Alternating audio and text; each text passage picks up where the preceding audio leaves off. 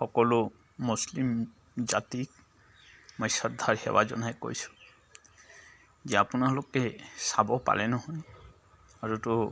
ভালকৈ চালে আৰু ময়ো মনৰ পৰা ভাবোঁ যে আপোনালোকে যে কব্বৰ দিয়ে কব্বৰটো কি কাৰণে দিয়ে আপোনালোকৰ সেই দেশত এই আৰবত খৰি নাই আৰু খৰি নোহোৱাৰ কাৰণে আপোনালোকে কব্বৰ দিয়ে আৰু আৰবত দিয়ে কাৰণে আপোনালোকৰ গোটেই পৃথিৱীতেই সেই য'ত মুছলিম আছে তেওঁলোকে কব্বৰ দিয়ে কিন্তু কথা হ'ল কি জানে কথাটো শুনি লওক আজি ভালকৈ আপোনালোকে জন্মটো হিন্দু জন্ম লৈছিল মুছলিম জন্ম লোৱা নাই হিন্দুহে জন্ম লৈছিল হিন্দু জন্ম হোৱাৰ পিছত আপোনালোকে মুছলমানেই কৰিছিল আৰু তাৰপিছত হৈছিল মুছলমান আৰু তাৰপিছত কি কৰিলে আপোনালোকে মৰিলে একদম ভালকৈ চেন লগাই গা পা ধুই এই কব্বৰ দিয়ে যে যদি আপোনালোকে কব্বৰে দিয়ে তেতিয়াহ'লে এই বাংলাদেশত এই যে দীপু দাসক যে মাৰি পিটি মাৰিছিল মাৰিয়ে মৰাই দিয়ক আকৌ জুইটো কিয় গছত বান্ধি লগালে মানে দেখাইছে যে মুছলিম মানুহ তেনেকুৱা জ্বলাব পাৰে তেওঁলোকৰ ধৰ্মত আছে তেতিয়াহ'লে আপোনালোকে এক কাম কৰিব সকলো মুছলিম ভাইসকলক কওঁ মই যে আপোনালোকে এই যে ভাৰতবৰ্ষত মই দেখোঁ এই টাউনে আপোনালোকৰ কব্ৰস্থান বনায় কিয় ইমান টাউনত মাটি সেই কব্ৰস্থানকেইটাত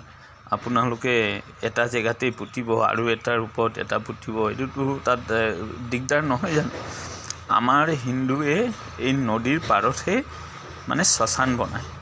চিতা বনায় সেই চিতাত জুই লগায় এইটো একদম ভস্ম হৈ যায় মানে এইটো বতাহতে উৰি যায় আৰু যিটো থাকে এইটো নদীৰ পানী আনি নহ'লে পুখুৰীৰ পানী আনি একদম চফা কৰি দিয়ে একো নাথাকে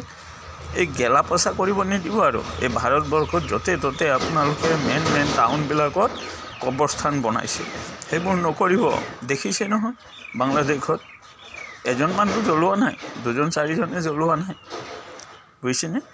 যে একেবাৰে নজনা অকৰা মানুহ আহি পেলাই তাক ধৰি মেলি জ্বলাইছে সেইটো নহয় ঢেৰ মানুহ আছিলে তেতিয়াহ'লে ঢেৰ জ্ঞানী বুদ্ধিমান মানুহ আছিলে তেতিয়াহ'লে তেওঁলোকৰ চকুৰ আগত যেতিয়া জ্বলাইছে তেতিয়াহ'লে আজি গম পালোঁ যে মুছলিম মানুহ জ্বলায় বুজিছেনে মুছলিমো জ্বলায় নহ'লে কেনেকুৱা এজন মানুহ মাৰি জ্বলালে আপোনালোকৰতো এইটো জ্বলোৱাটো বোলে গুনাহ হয় তে কেনেকুৱা জ্বলালে তে এইকাৰণে মই ক'ব বিচাৰিছোঁ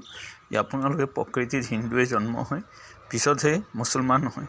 তেতিয়াহ'লে আপোনালোকে হিন্দুৱে হয় আৰু এই মুছলমান হৈহে আপোনালোকে আতংকবাদী হয় মানে আগত হিন্দু জন্ম লৈ ঠিকে থাকে আৰু যেতিয়া মুছলমানী হৈ যায় তেতিয়া সেই যে আতংকবাদী হয় মানে জিহাদী এই যে মাদ্ৰাজা এইসব কি পঢ়া লিখা দেখিছে নহয় ডাঙৰ চাইণ্টিষ্ট নেতা মন্ত্ৰী এইবিলাকেতো আতংকবাদী হৈছে ডক্টৰবিলাক আতংকবাদী হৈছে তেতিয়া দেখিছে নহয় এইটো আমাৰ মুখৰ কথা নহয় এইটো দেখুওৱা একদম বাস্তৱ যিটো হৈছে সেইটো আমি কৈ আছোঁ আপোনালোকে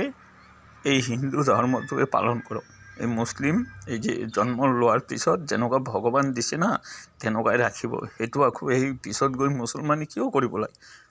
আল্লাই কৈছিল নেকি মুছলমানী কৰিবলৈ নহ'লে আল্লাহচোন মুছলমানী বনাই দিলেহেঁতেন নহয় আল্লাহ কি মানে বেচেৰা অকৰা নেকি না পাহৰি গৈছে আমাৰতো ভগৱান পাহৰি যোৱা নাই পাহৰিছে জানো আমাক যেনেকুৱা জন্ম দিছে আমি মৰা সময়ত সেই তেনেকুৱা যাওঁ আপোনালোকৰ আকৌ এইটো আধাটো নাথাকে নহয় ওজনটো কমি যাব নহয় আল্লাহ যেতিয়া জুখিব পাল্লাত তো এইকাৰণে হিন্দু জন্ম হৈছে হিন্দুৰ নীতি নিয়মে শিকক হিন্দুৰ নিয়ম কৰক সেইটো ভাল হ'ব আৰু এই ইছলাম ধৰ্ম যদি কৰে না অকল জিহাদী আৰু আতংকবাদী হ'ব সেইবোৰ ধৰ্ম শিকিব তো এইখিনি কৈ মই ৰাখিলোঁ সকলো মুছলিম ভাইক ক'লোঁ আৰু যদি ভুল হয় না আপোনালোকে নিজৰ সন্তান ভাবি ক্ষমা কৰিব আৰু এই কথাখিনি আপোনালোকে নিজে উপলব্ধি কৰি চাব যে কথাটো যুক্তিৰ হয় না নহয় ওম শিৱায় নমঃ